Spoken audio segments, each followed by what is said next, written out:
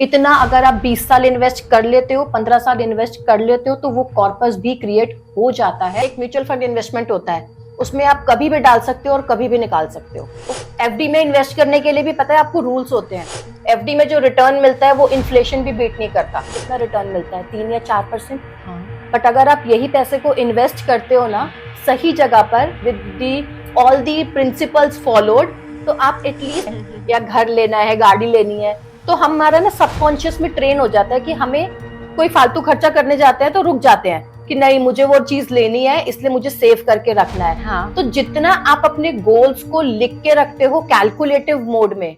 लोग कहते हैं लड़कियां पैसों के मामले में अच्छी नहीं होती। अजीब लगता है ना, पर ये वही सोच है जो सोसाइटी ने हमारे दिमाग में डाल दी है। हम एक ऐसे देश में रहते हैं जहां फाइनेंस मिनिस्टर भी एक लेडी है, निर्मला सीतारमण जी, और उन्होंने रिसेंटली इस साल के 2025 बजट में कुछ ऐसे स्टेप्स लिए हैं जो इन्वेस्टमेंट को बूस्ट करता है, जैसे एफडीआई लिमिट को 74% से बढ़ा के 100% करना और 20,000 करोड़ का एलोकेशन आर&डी और इनोवेशन के लिए करना। तो जब एक वुमेन पूरे देश का बजट संभाल सकती है, तो हर औरत अपना पर्सनल बजट क्यों नहीं मैनेज कर सकती? एक और कॉमन मिथ है, इन्वेस्टिंग सिर्फ उनके लिए है जिनके पास एक्स्ट्रा पैसे होते हैं। पर सच ये है कि इन्वेस्टिंग तब और भी जरूरी हो जाता है जब पैसे कम हो, ताकि वो घर को ग्रो कर सके। तो आज मेरे साथ हैं दीक्षा, जो एक फाइनेंशियल प्लानिंग एक्सपर्ट हैं और इन सब मिथ्स को तोड़ने और फाइनेंशियल प्लानिंग को सिंपल बनाने में मेरी मदद करने वाली है। क्योंकि फाइनेंशियल इंडिपेंडेंस कोई लग्जरी नहीं बल्कि जरूरत है। आई वेलकम यू दीक्षा। दीक्षा, हमारे ऑडियंस जानना चाहेंगे आपके बारे में, आप कुछ नटशेल में बताना चाहेंगे? मैं एक सर्टिफाइड फाइनेंशियल प्लानर हूँ। पूरे इंडिया में अभी तक सिर्फ 3,000 ही है and I am one of them. And बहुत इजी नहीं होता है इस पढ़ाई को करना, दैट इज वाई शायद इतना नंबर कम है। एंड मैं भी बहुत फाइनेंशियली एजुकेटेड नहीं थी जब तक इस कोर्स को नहीं किया था। बट जब से इस कोर्स को किया है I am financially educated and financially aware. अब I can say that I can take care of my finances. मैं अपने फाइनेंसेस खुद मैनेज कर सकती हूँ, अपने हस्बैंड के साथ टेबल पे बैठ के डिस्कस कर सकती हूँ कि हम क्या चाहते हैं और क्या अचीव करना चाहते हैं। क्या मतलब होता है फाइनेंसेस मैनेज करना? इसका मतलब सिर्फ ये है कि मैं एक बजटिंग आ जाता है कि मैं कहाँ खर्च करना है, या फिर फाइनेंशियल प्लानर इन्वेस्टमेंट होता है? होता क्या है फाइनेंशियल प्लानिंग? फाइनेंशियल प्लानर आपको इतना एडुकेट करता है कि आप पहले बजटिंग करते हैं, बिकॉज जब तक बजटिंग नहीं है तब तक आप आगे कुछ नहीं कर सकते। बजटिंग इज डन कि हम सेव कर सकें। जब तक सेविंग नहीं होगी उस सेविंग को इन्वेस्ट नहीं कर सकते। बिल्कुल। और उस सेविंग को इन्वेस्ट नहीं करेंगे तो आपका पैसा ग्रो कैसे करेगा और आपके फाइनेंशियल गोल्स को अचीव करने के लिए हेल्प कैसे करेगा। तो फाइनेंशियल प्लानर वो पूरा step by step road map बना के देते हैं आपको उन गोल्स को अचीव करने के लिए, जो शायद 2 साल दूर, 5 साल दूर या 15 साल दूर है। आपका कोई कॉमर्स बैकग्राउंड रहा है? क्योंकि फाइनेंसेस और कॉमर्स का एक बहुत स्ट्रॉन्ग रिलेशनशिप होता है। मैं कॉमर्स की ही स्टूडेंट रही हूँ, बट मैं अपने करियर में जब मैं जॉब में थी तो मैं कॉमर्स की बैकग्राउंड की जॉब में नहीं थी। मैं ट्रेनर थी कम्युनिकेशन और बिहेवियर की। I am a certified life coach.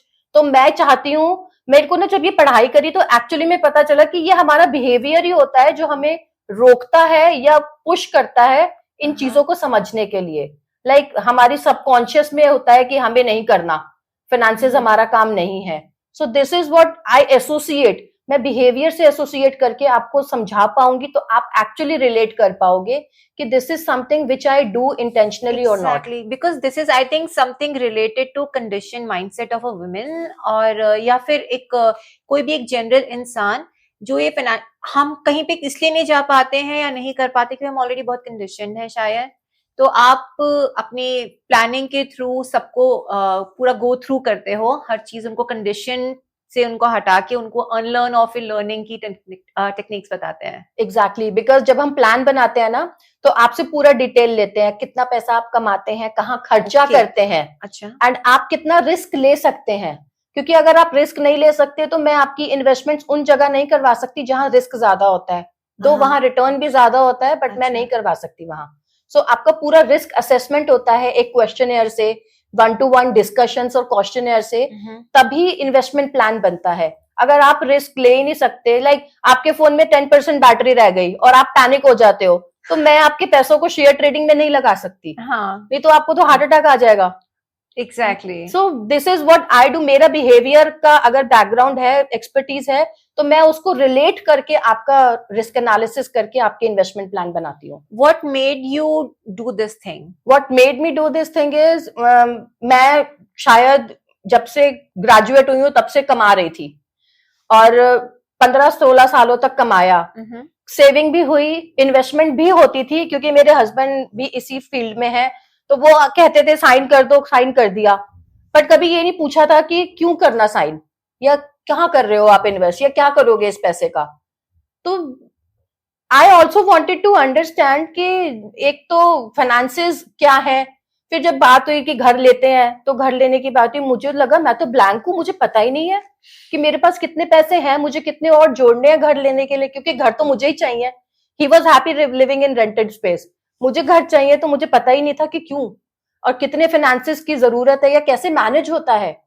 तो अगर ड्रीम्स मेरे हैं तो मुझे भी तो कुछ पता होना चाहिए, हेल्प कर सकूं मैं। फिर जब मैंने पढ़ना शुरू किया, समझना शुरू किया, तो अब आई एम मोर फोकस्ड कि मुझे पता है कि अगर मैं यहां से कुछ बचा सकूंगी तो वहां ऐड कर सकूंगी, और मुझे पता है मेरा गोल वो है, तो मैं ज्यादा कॉन्शियस हूँ एक्सपेंसेस के लिए, इन्वेस्टमेंट्स के लिए, एंड मोर इम्पोर्टेंट अपने बच्चों को भी गाइड कर सकती हूँ मैं। सो जो फीमेल होती है ना, वो ही पूरे घर को संभालती है, एंड अगर आप एक फीमेल फाइनेंशियल लिटरेट है ना, तो उसके बच्चे भी फाइनेंशियल लिटरेट होंगे।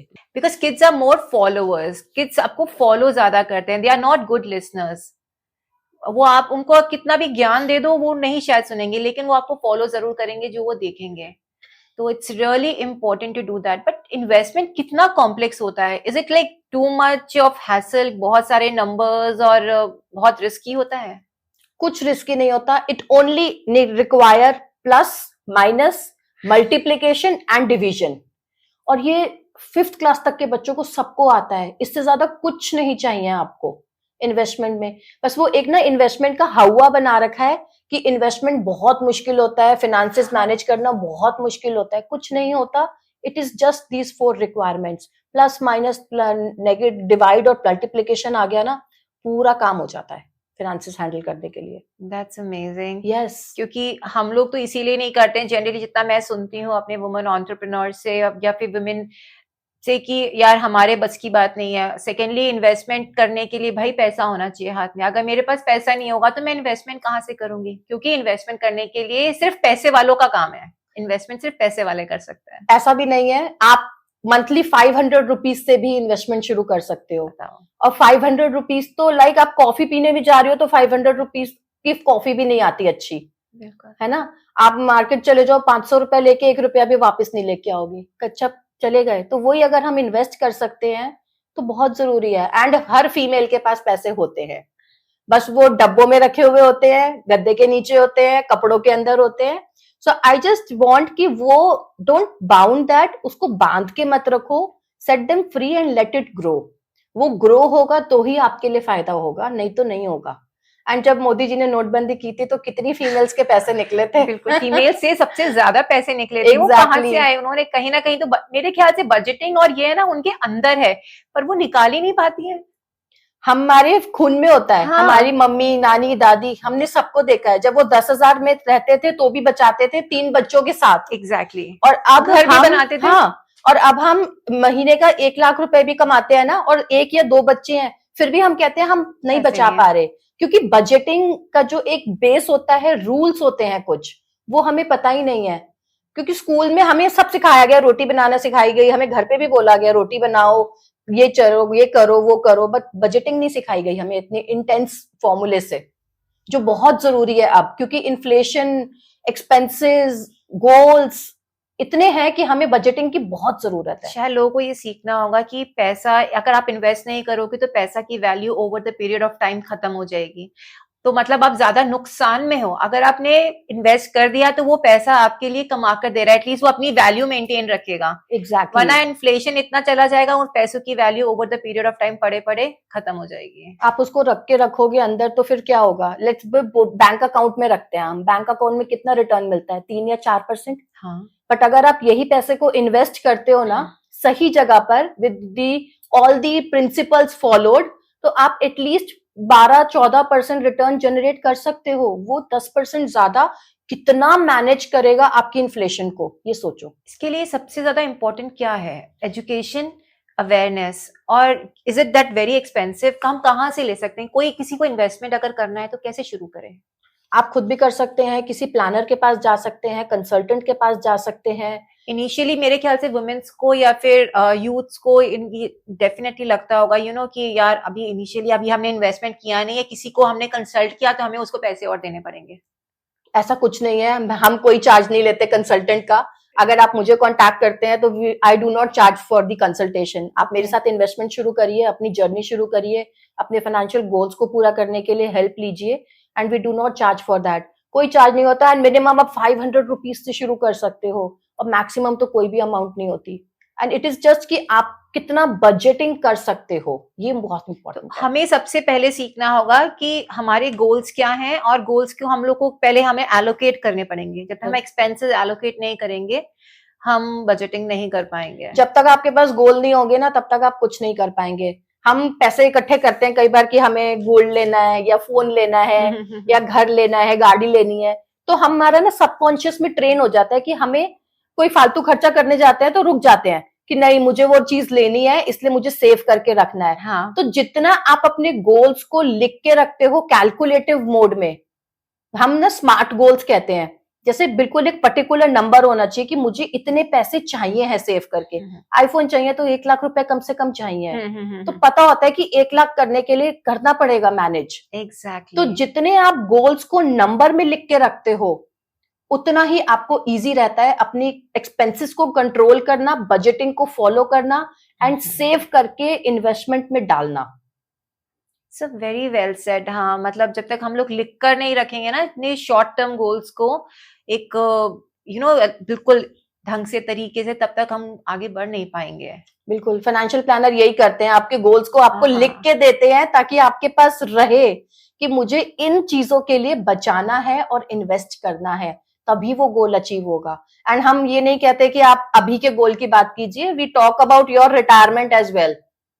15 साल बाद, 20 साल बाद, 30 साल बाद जब रिटायर होना है, तब की प्लानिंग भी अभी से करवा के रखते हैं। क्या डिफरेंट डिफरेंट तरीके के इन्वेस्टमेंट्स हो सकते हैं? इन्वेस्टमेंट्स करने के लिए आप ऑब्वियसली जब हम इन्वेस्टमेंट करते हैं तो there is a principle which we need to follow, diversification. Okay. हर जगह पर इन्वेस्ट करके रखिए, सारा पैसा आप एक ही जगह इन्वेस्ट मत कीजिए। मैं नहीं कहती कि आप सारा स्टॉक में लगाओ या म्यूचुअल फंड्स में लगाओ, आप इंश्योरेंस भी रखिए। हेल्थ इंश्योरेंस बहुत जरूरी है, लाइफ इंश्योरेंस बहुत जरूरी है। आप एफडी में भी रखिए, क्योंकि इमरजेंसी में जब चाहिए है तो वो एफडी में ही वहीं से आता है। एंड म्यूचुअल फंड्स में इन्वेस्टमेंट रखिए अपने लॉन्ग टर्म गोल्स के लिए, क्योंकि वहां पर बहुत अच्छा रिटर्न्स जनरेट होते हैं कंपाउंडिंग के बेसिस पे। और गोल्ड भी खरीदिए, गोल्ड तो इंडियंस की फेवरेट इन्वेस्टमेंट है। रियल एस्टेट कीजिए, बट हर इन्वेस्टमेंट को करने के कुछ रूल्स हैं, हर इन्वेस्टमेंट को करने के कुछ गाइडलाइंस हैं जो फॉलो करने चाहिए। तो यही होता है कि अगर आप खुद इन्वेस्टमेंट करते हैं तो बस ऐसे इन्वेस्टमेंट कर लेते हैं कि चलो पैसे बचे तो सेव कर लिए, इन्वेस्ट कर दिए, बट तो वो ना हम एक डेडिकेटेड नहीं कर पाते। हाँ, नहीं हो पाता, क्योंकि अब ठीक है अभी मेरे अकाउंट में ज्यादा है, इस बार मुझे बोनस मिला है, तो मैंने क्या किया, उसकी उठा के चलो एफडी डाल दी, या फिर है ना लॉन्ग टर्म इन्वेस्टमेंट में कहीं पे डाल के छोड़ दिया। जनरली मेरे ख्याल से सब लोग, लेकिन कहाँ पे कैसे डाइवर्सिफाई करना है उसके लिए समझ में नहीं आता है। अब अगर आप जहां भी पैसे आए वो एफडी में डालते रहोगे तो एफडी तो ठीक है, बहुत सेफ ऑप्शन क्योंकि है। हमें लिक्विडेशन सबसे बड़ा मेरे ख्याल से कंसर्न होता है। कोई भी एक औरत इन्वेस्ट इसलिए नहीं करना चाहती भी होगी कि यार इन्वेस्टमेंट किया तो वो पता नहीं वो पैसा कब मिलेगा मुझे। ऐसा कुछ नहीं है, एक म्यूचुअल फंड इन्वेस्टमेंट होता है, उसमें आप कभी भी डाल सकते हो और कभी भी निकाल सकते हो। ओके। हाँ, देयर इज नो बाउंडेशन। और इवन एफडी में तो लॉक इन होता है, ऐसे ही म्यूचुअल फंड्स में लॉक इन होता है, बट दैट डिपेंड्स कि आप हमेशा इन्वेस्टमेंट करो पहले तो लॉन्ग टर्म प्रोस्पेक्टिव के साथ, और दूसरा अगर आप एफडी में करते हो तो कितना अमाउंट करोगे। एफडी में इन्वेस्ट करने के लिए भी पता है आपको रूल्स होते हैं। आप एफडी में इन्वेस्ट करने के लिए भी 1 साल की करो, फिर 2 साल की करो, फिर 3 साल की करो। We call it as FD laddering. Okay. But हमें पता ही नहीं है, हमें तो सिर्फ ये पता है कि एफडी होती है। हाँ, एफडी होती है, इतने टाइम में हमें इतना, जिसमें सबसे ज्यादा इंटरेस्ट मिल रहा है उस पीरियड में हम लोग एफडी कर देते हैं। आप उससे बेटर म्यूचुअल फंड्स में इन्वेस्ट करो, एफडी से ज्यादा रिटर्न मिलता है आपको, पर एंड कभी भी निकाल सकते हो। रिस्की भी तो होता है म्यूचुअल फंड। म्यूचुअल फंड कितना रिस्की होगा आप बताओ? एफडी रिस्की नहीं है? एफडी रिस्क क्यों नहीं है? क्योंकि हमें लगता है गवर्नमेंट की बैकअप है। गवर्नमेंट की बैंक। म्यूचुअल फंड क्यों रिस्की नहीं है? आप एक बात बताइए, म्यूचुअल फंड आपके पैसे को इन्वेस्टमेंट करते हैं मार्केट में, स्टॉक्स में। अब इंडिया की इकोनॉमी कभी भी कोलैप्स नहीं हो सकती, ये तो सबको पता है। तो इसका मतलब म्यूचुअल फंड कंपनीज भी 100-200 रुपए तो है नहीं, उनके पास हजार लाखों करोड़ है, तो वो कहाँ भागेंगी? नहीं भाग सकती। And there is regulatory which is following them. तो म्यूचुअल फंड्स भी सेफ होते हैं। एंड ऑब्वियसली अगर आप कहो रिस्क, तो रिस्क तो हमारी लाइफ में भी है, कल अब दूसरी सांस पता नहीं आएगी नहीं आएगी, राइट? तो रिस्क तो सब जगह है। इट इज मोर अबाउट कि रिटर्न्स आपको चाहिए या नहीं। एफडी में जो रिटर्न मिलता है वो इन्फ्लेशन भी बीट नहीं करता। बिल्कुल। आप 7% रिटर्न मिलेगा, हाँ। 5% तो एटलीस्ट इन्फ्लेशन है, और आपको जब एफडी का अमाउंट मिलता है तो टैक्स भी पे करना होता है। तो 1% रिटर्न लेने के लिए इतने टाइम तक पैसा ब्लॉक करके रखा, ये हमें पता ही नहीं होता ना। हाँ, यही अगर म्यूचुअल फंड में थोड़ा सा रिस्क लेके किया होता तो एटलीस्ट 5% रिटर्न तो जनरेट किया होता है एक्स्ट्रा, 10%। और जितना आप लॉन्ग टर्म रखते हैं ना, उतना ज्यादा कंपाउंडिंग का इम्पैक्ट आता है। ये सब स्ट्रैटेजीज टूल्स जो होते हैं, हमें एक how to get ourselves literate, हम उस कहाँ कैसे पहुंचे, हम ये सब कैसे जाने। कॉन्टैक्ट मी, मैं बहुत ज्ञान देती हूँ इस बारे में। तो फाइनेंशियल लिटरेसी एक्चुअली बहुत जरूरी है फीमेल्स के लिए, बच्चों के लिए, इवन यूथ के लिए, सोसाइटी में सबके लिए बहुत जरूरी है। देखो मेल्स होते हैं ना, वो ऑफिस में जाते हैं तो उनको ना टैक्स प्लानिंग के लिए ही बोला जाता है कि टैक्स प्लानिंग के लिए इन्वेस्टमेंट कर लो, तो they tend to be more inculcated, और उनका ना एक इंक्लिनेशन होता है फिनेंसिस के लिए, तो वो समझ जाते हैं, कर लेते हैं। फीमेल्स भी होती हैं, अब इतनी सारी वुमेन एंटरप्रेन्योर्स हैं, अपना बिजनेस खुद हैंडल करती हैं, बिल्कुल सारा ऑपरेशंस, प्रोक्योरमेंट, हैंडलिंग, पैकेजिंग, सब कुछ खुद करती है। One man army. तो अगर वो ये मुझे कहे ना कि हम फिनेंसेस नहीं समझ सकते, तो ये एक एक्सक्यूज है ना करने का। या फिर हो सकता है कि वो इतनी कंडीशन है, उनको खुद पे विश्वास ही नहीं है कि मैं ये कर सकती हूँ। ओके, अब विश्वास क्यों नहीं है? जब एक लड़की रोटी बनाना सीखती है, हाँ। तो क्या एक दिन में सीख जाती है? नहीं, बिल्कुल नहीं। पहले रोटी टेढ़ी बनाती है, फिर जला देती है, फिर अपना हाथ भी जला लेती है, बट टाइम के साथ, नॉलेज के साथ, एक्सपीरियंस के साथ सीख जाती है। ऐसा होता है ना कि प्रोबेबली हमें ये कंडीशन अगेन किया गया है कि हम रोटी हम अच्छा खाना बना सकते हैं, तो हम उस पर रिस्क भी ले सकते हैं। ठीक है, मुझे पता है ये बना ही लूंगी मैं, लेकिन फाइनेंसेस हम उसके लिए कंडीशन नहीं है, हम उसके लिए नहीं बने हैं, उसके लिए शायद मेल्स बने हैं, तो हमें उस पर रिस्क लेने से डर लगता है। आई विल से फिनेंसेस के लिए फीमेल ही बनी है। हमारी मम्मी 10,000 में बच्चे भी पालती थी, घर भी संभालती थी और पैसे भी बचाती थी। तो हमारे खून में होता है ये पैसे संभालना। अगर हम सेव नहीं करेंगे तो इन्वेस्टमेंट कहाँ से होगी? मैं बजटिंग फॉलो नहीं करूंगी तो इन्वेस्टमेंट कहाँ से होगी? मैंने अगर बजट के एक्स्ट्रा पैसे मांग लिए तो मुझे देने पड़ेंगे मेरे हस्बैंड को, बट अगर मैं उसको फॉलो करूंगी तो ही तो इन्वेस्टमेंट्स चलेंगी। तो ये भी कोई एक्सक्यूज नहीं है फीमेल्स का कि मुझे नहीं आता या मैं नहीं कर सकती। हमारे खून में होता है सेविंग, बट हम वो रिस्क नहीं लेना चाहते क्योंकि हम फाइनेंशियली लिटरेट नहीं है। रोटी बनाना सीख गए तो अब हम बिना देखे हाथ से भी रोटी पलट लेंगे, बट हम जब तक फाइनेंशियली लिटरेट नहीं होंगे तब तक हम अपनी इन्वेस्टमेंट्स को भी नहीं समझेंगे। अब एंड आई ऑलवेज से कि आप ये मत कीजिए कि मैं अपने डिसीजंस खुद लूंगी, मैं अपने हस्बैंड को नहीं पूछूंगी, भाई को नहीं पूछूंगी, पापा को नहीं पूछूंगी, but be at least financial literate कि आप उनके साथ टेबल पे बैठ के डिस्कस तो कर सको कि this is what is required, ये ऐसा चाहिए है अपने गोल को अचीव करने के लिए, या ये मेरे लिए अच्छा है। वो उनके पार्टनर्स के लिए भी कितना सपोर्टिव होगा ना कि आप उनसे डिस्कस कर पा रहे हो, आप उनको ज्यादा उनकी काम में वैल्यू ऐड कर पा रहे हो अपने डिस्कशन से, अपने आइडियाज से। राइट, ओके, एक बात बताइए, सबके घर में मेल मेंबर का लाइफ इंश्योरेंस होता है? हाँ जी, सबका होता है। हाँ, सब है ना? होता है। लाइफ इंश्योरेंस क्यों होता है? ताकि अगर कुछ कैलामिटी हो जाए, कहीं कुछ मिसहैपनिंग हो जाए, तो मेरे जाने के बाद में मेरी फैमिली को सपोर्ट मिले, सपोर्ट मिल जाए। बट क्या आपने अपने पार्टनर को, अपने बच्चों को इतना फाइनेंशियल लिटरेट किया कि वो उस पैसे को यूटिलाइज कर सके? नहीं। Indian society is like this, अगर कुछ हुआ पूरा सोसाइटी आ जाएगा आपको गाइड करने के लिए कि उस पैसे को यूज कैसे करना है। दो, उनको ये नहीं पता आपके फाइनेंशियल गोल कौन से हैं, उनको अंदर की नहीं पता कि आपके पास कितनी लाइबिलिटीज हैं, उनको नहीं पता कि आपकी फाइनेंशियल पोजीशन क्या है। हम अपनी फाइनेंशियल पोजीशन किसी को नहीं बताते ट्रू, until and unless वो फाइनेंशियल प्लानर हो। आपको तो मुझे तो बताना ही पड़ेगा। सो जब तक हम अपने फिनेंसेस के लिए फाइनेंशियली लिटरेट नहीं करेंगे अपनी फैमिली में, अपनी वाइफ को, अपने बच्चों को, वो उस पैसे को यूज कैसे करेंगे? फिर तो वो फ्री का ज्ञान बहुत मिलता है, तो जो ज्ञान दे जाएगा वो यूज कर लेंगे, और फिर उस पैसों की वजह से आगे फिर वो खुद स्ट्रगल करते रहेंगे। फिर कहेंगे हमारी किस्मत थी कि हमारे घर में ऐसा हो गया और हम फाइनेंसेस के लिए बर्डन हो गए। This is not your kismat. This is your not taking the initiative of being financially literate. Financial literate होना बहुत जरूरी है। सो जिसके घर में भी इंश्योरेंस पॉलिसी है ना, अपनी फैमिली में बच्चों को, वाइफ को बिठा के गाइड करो कि इस पैसे को आगे यूज कैसे करना है। बिल्कुल, सब साथ बैठ के अपने पहले तो ईयरली गोल्स बनाओ कि आपको क्या चाहिए, क्या नहीं चाहिए, उसके लिए उसको प्रॉपरली उसको एलोकेशंस होने चाहिए फंड्स। तो स्टार्टिंग हमें कैसे करनी चाहिए? स्टार्टिंग हमें करनी चाहिए ऑफ कोर्स गोल्स लिखने पे, देन बजटिंग करिए कि आपके पास कौन कौन से गोल्स हैं जो आप एक्चुअली में अचीव कर सकते हैं। अब मैं कहूँ मुझे मर्सिडीज भी लेनी है और एक बंगला भी लेना है और मेरी इनकम ही नहीं है, तो it's not possible. Be realistic about your realistic goals and अपनी लाइबिलिटीज के लिए भी हम ईएमआई पे ही जीते हैं अब आजकल तो, घर की ईएमआई, कार की ईएमआई, फोन की ईएमआई। तो इसके लिए भी रूल्स होते हैं कि आपका मंथली 30% जो मंथली इनकम है ना वो ईएमआई में जाना चाहिए, उससे ज्यादा नहीं जाना चाहिए। बट हम जब अब ईएमआई लेते रहते हैं ना, तो हम कभी भी कैलकुलेशन नहीं करते इस बारे में। हम कहते हैं कोई बात नहीं, हो जाएगा हो जाएगा, और फिर उसकी वजह से और लोन लेते हैं, फिर पर्सनल लोन लेते हैं। इनफैक्ट ये बहुत बड़ा सुनने में आता है कि हम सेविंग इसलिए नहीं कर सकते क्योंकि हमारे पास ईएमआईज इतनी है, हमें इतनी सारी जगह और पे करना है, इसलिए हम सेव तो नहीं कर सकते। बजटिंग का एक रूल होता है 50-30-20। 50% आपको अपनी नीड्स के लिए रखना है, दैट इज जिनके बिना नहीं रह सकते।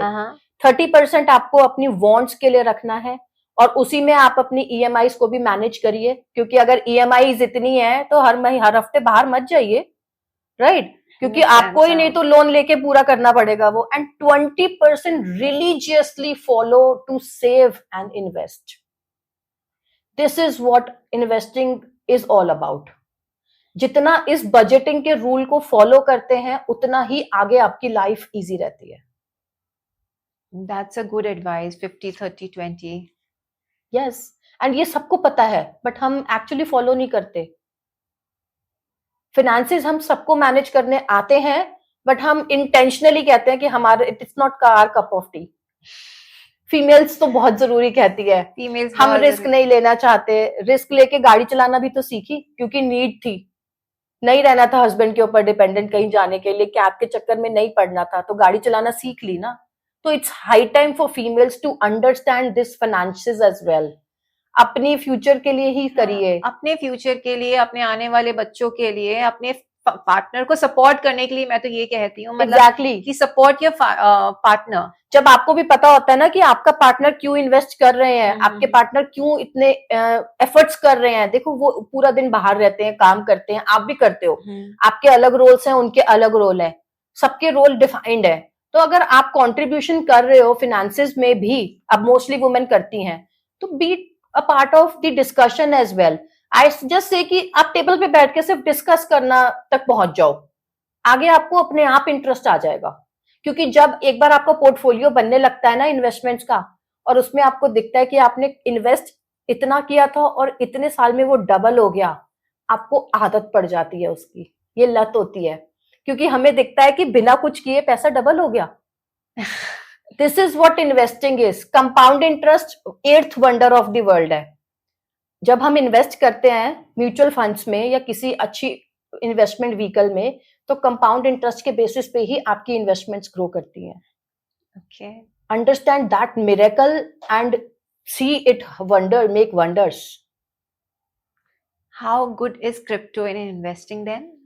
Crypto is, there is no regulatory for it. किस दिन भाग जाए, गायब हो जाए, कुछ नहीं पता। सो उतना ही इन्वेस्ट कीजिए जितना रिस्क ले सकते हैं। As I always say, share trading भी उतनी कीजिए जितना आप जीरो देख सके। अगर नहीं देख सकते तो मत कीजिए, और शेयर्स में इन्वेस्ट कीजिए तो उतना कीजिए, लेके रख दीजिए।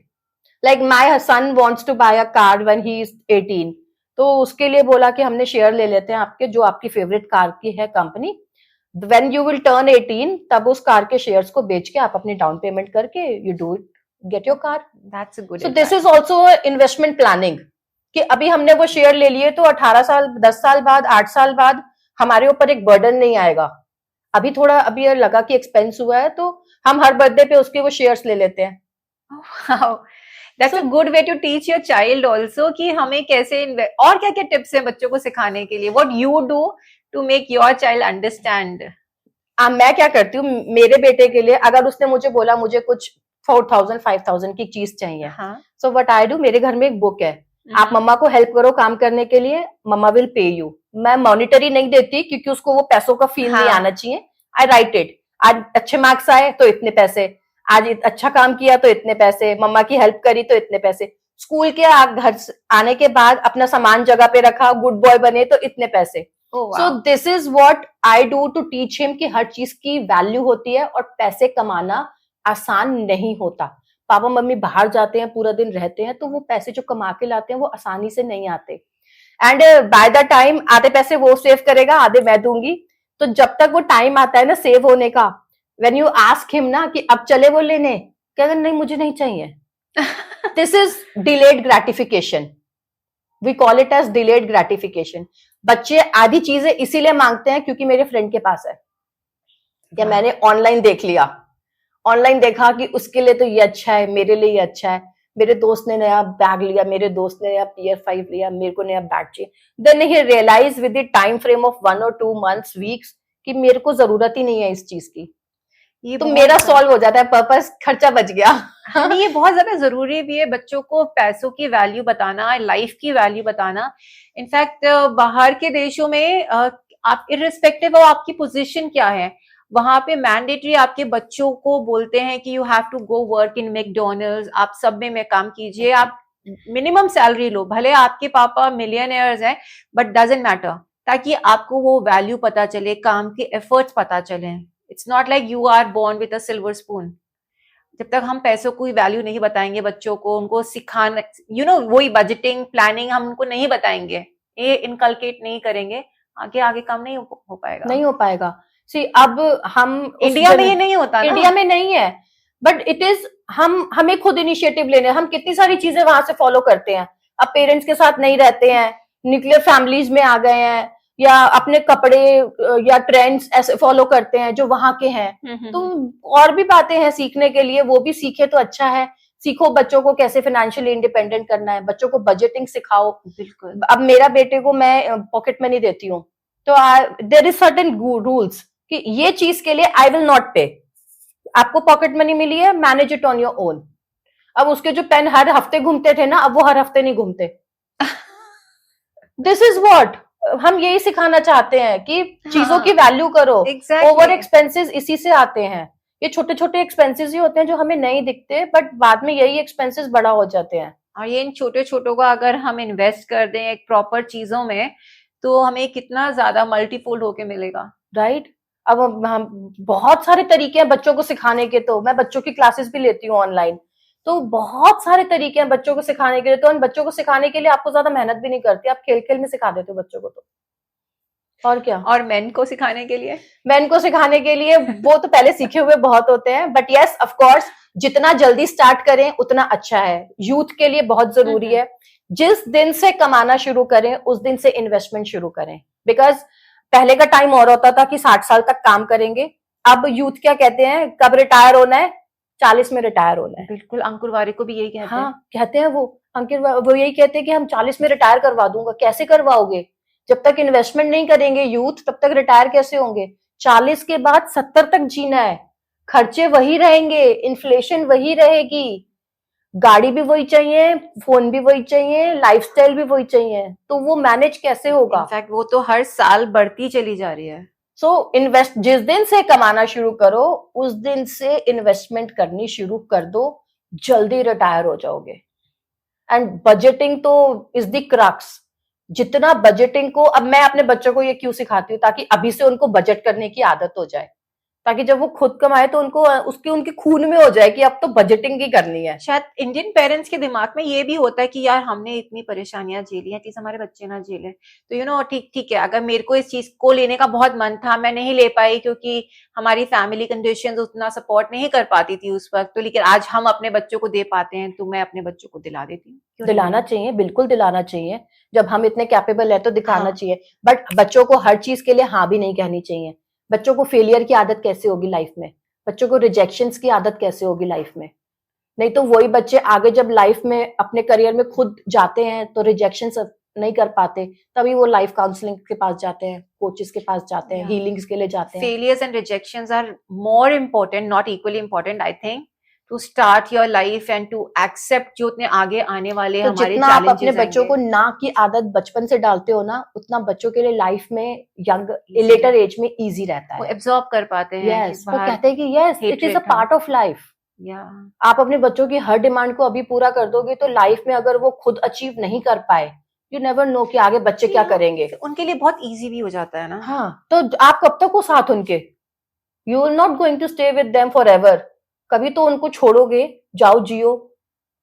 नहीं, बिल्कुल सही। तो यहीं से सिखाना जरूरी है, हर एक बात को पूरा मत कीजिए। कीजिए। हमें भी तो दिवाली और बर्थडे पे ही नई ड्रेस मिलती थी, उससे पहले नहीं मिलती थी। दिवाली होगी तो न्यू ड्रेस मिलेगी, बर्थडे होगा तो कुछ नया मिलेगा। तो हम भी तो वो कंटेंट थे।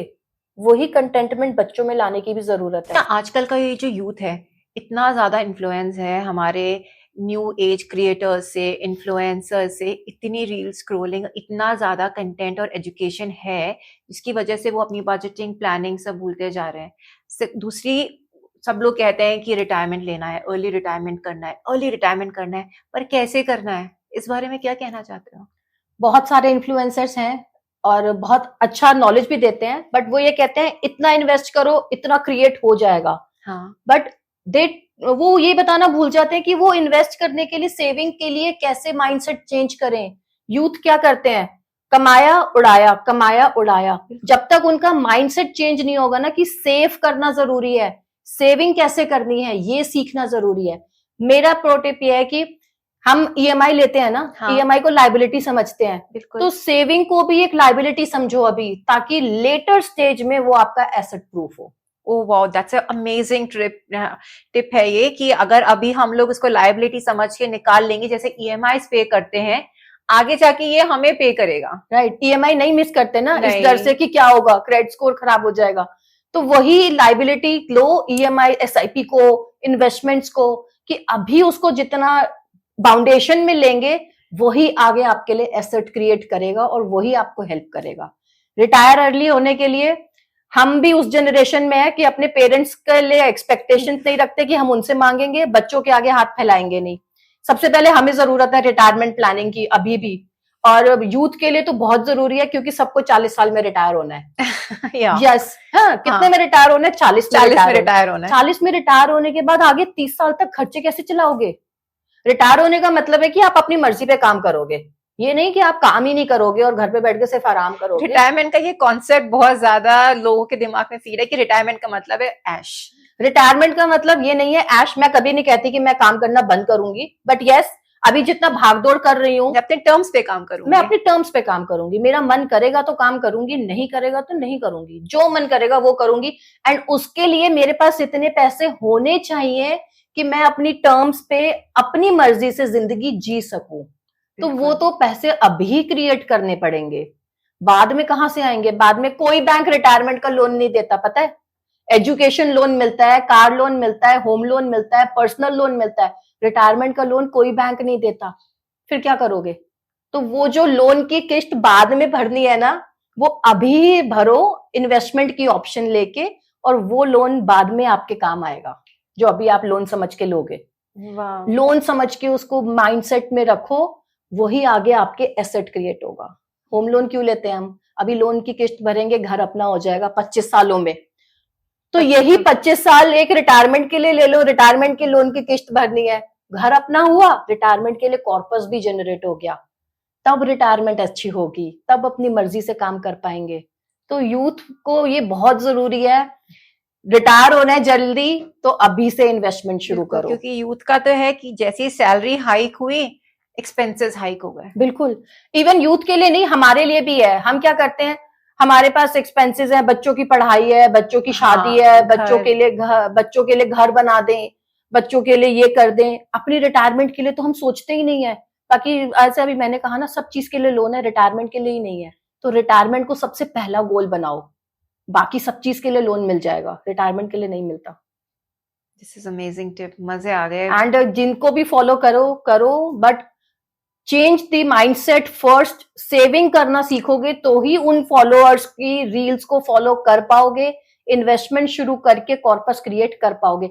एंड दे आर राइट, इतना अगर आप 20 साल इन्वेस्ट कर लेते हो, 15 साल इन्वेस्ट कर लेते हो, तो वो कॉर्पस भी क्रिएट हो जाता है।